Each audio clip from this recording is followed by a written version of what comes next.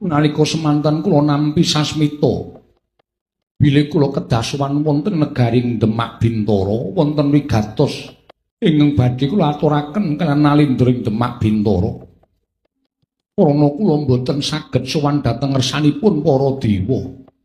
Awit kula tasih nggadahi kewajibanipun menapa? Kula menika nggadahi pusaka ingkang winastan pustaka Jamus Nyang Jimat Kelima Sada. Pusaka menika namung rupi druwang pethak ingkang tanpa tulis. Monggo kula kadhawan supados saged nyurasa tulising pusaka menika kala wau. Dosa ngulah agama. Menapa paduka saged mitulungi dhateng jasad kula supados sak mangke sageta birat pasiksan ingkang kula lampahi. Kula sampun mangabad-abad anggenipun gesang. Kula sampun kewawoken nyumurupi dhateng jagat. Kula sampun kewareken nyumurupi dhateng solah tingkahing manungsa. Kula kepengin ninggalo pinanggih lan kadang kula catur ingkang sampun kula tinggal. Sinuwun Puntadewa, menapa dipun keparengaken kula nyumurupi wujuding pustaka Jamus Kelima Sada. Monggo Sang Kalijaga kula aturi nampi.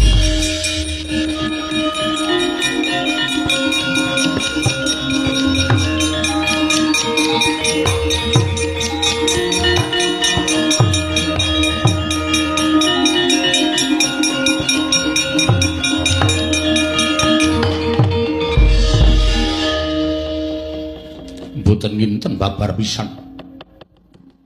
Nuwun sewu sinuwun. Tulis ingkang mapan wonten ing salebeting pustaka menika jebul namung kula lan kadang-kadang kula ingkang ngrasuk agami pungkasan ingkang wonten ing tanah Jawi menika ingkang saged nyurasa. Aduh, matur genging panuwun ingkang tanpa upami. Namung kemawon syarat srananipun wonten. Syarat srananipun menapa kula ingkang badhe saged mujudaken. Prabu Puntadewa kenging nampi surasaning tulis ing mapan wonten telenging pustaka nanging setunggal kedah sesuci diri lan rumiyin. Sesuci lair lan batosipun amasuh sarandunging hangga supados sakmangke ketingal nir ing sekara-kara lan boten badhe kelepetan dhateng dedusan menapa kemawon. Mekaten Sang Kalijaga ingkang angka kalih menapa paduka Gusti kula Prabu Puntadewa tasih kagaduhan wujudipun pusaka sanesipun ingkang sakmangke badhe ngrimpeti sarta anyandung dhateng tindak paduka wonten ing kasuwargan. Wonten Sang Kalijaga setunggal wujud songsong gilap asma Kyai Kanjeng Tunggul Naga. Pusaka wujud tumbak adapur pleret asma Kanjeng Kyai Karawelang. Pusaka awujud duwung adapur jalak sangu tumpeng asma Kanjeng Kyai Kopek. Menapa saged kula suwun? Monggo Sang Kalijaga kula aturi nampi.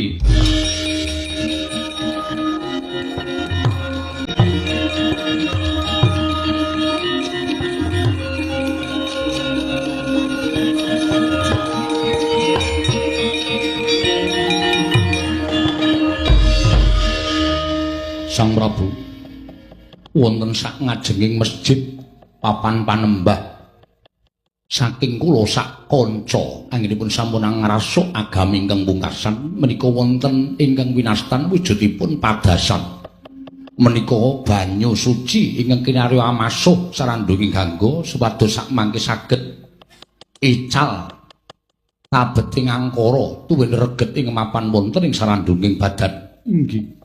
Kula aturi sesuci anut kapitadosanipun Sang Prabu Puntadewa. Sak sampunipun menika Sang Nata Prabu Puntadewa kula tengga wonten ing sapempengeripun Masjid Demak Bintara menika. Sang Puntadewa oh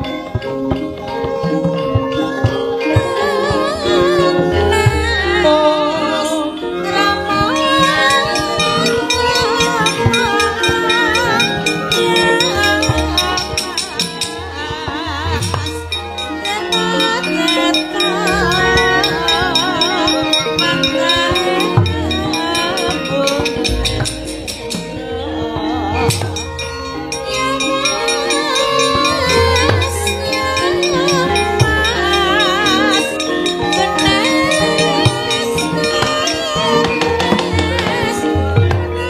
kadadian dereng nate amasuh tata caraning agama pungkasan parandene Sang Puntadewa kaya tinuntun dening panguwasaning Gusti. Wiwit saka dlamaan pasuryan grana talingan liwah suku urut den wasuh dening Sang Puntadewa. Satemah katingal mencorong cahyane rikma den ukel katingal cahyane nganti kaya golek kencana.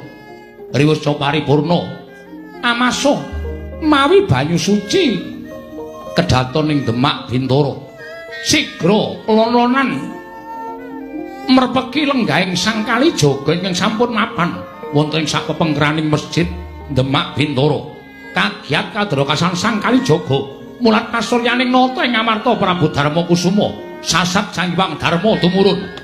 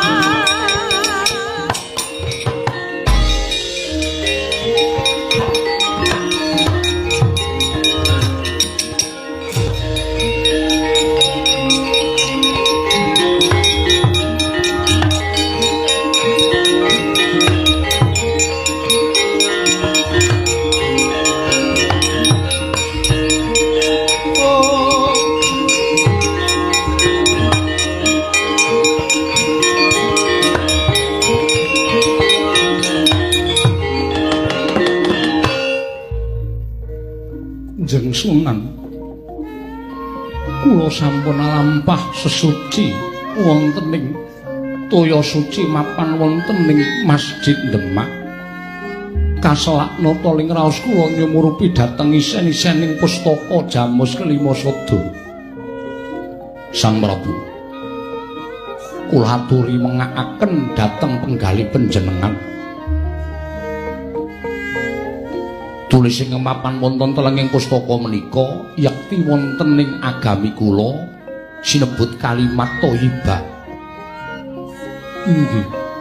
Wonten suraosipun kados mekaten. Asyhadu alla ilaha illallah wa asyhadu anna Muhammadar Rasulullah. Monggo.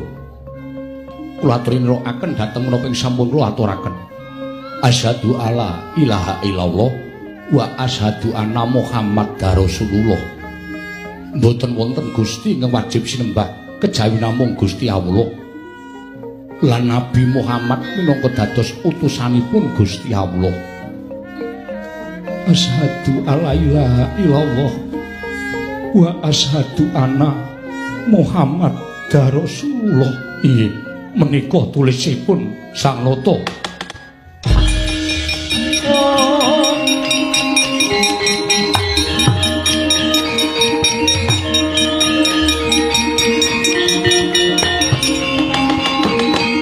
Mergel pangandikaning Sang Darma Kusuma nalika semanten dupi nyurasa tulis telenging pustaka Jamus Kalima Sada. Katingal mesem Sang Puntadewa bombong ing galih bunga ing penggaling Sang Darma Kusuma wis kasembadan anjarwakaken pustaka Jamus Kelima Sada. Nalika semanten dupi wis ngucap menggih menika kalimat thayyibah.